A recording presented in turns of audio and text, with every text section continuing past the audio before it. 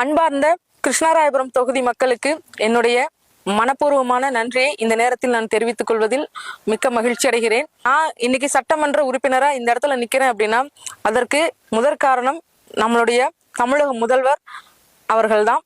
அதற்கப்புறமா என்ன ஓட்டு போட்டு ஜெயிக்க வச்ச நம்மளுடைய கிருஷ்ணராயபுரம் மக்களும் தான்.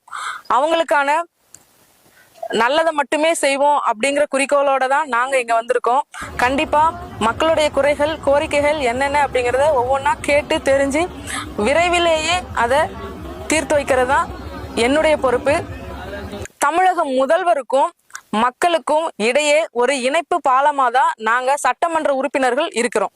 உங்களுக்கு எப்படி நம்ம ஊருக்கு எப்படி இந்த கோயம்பள்ளி மற்றும் இந்த மேலப்பாளையம் பகுதியை இணைக்கக்கூடிய பாலமா இந்த பாலம் இருக்கோ, அதே போல மக்களையும் முதல்வரையும் இணைக்கக்கூடிய பாலமா நாங்க இருக்கோம். விரைவிலேயே இந்த பாலம்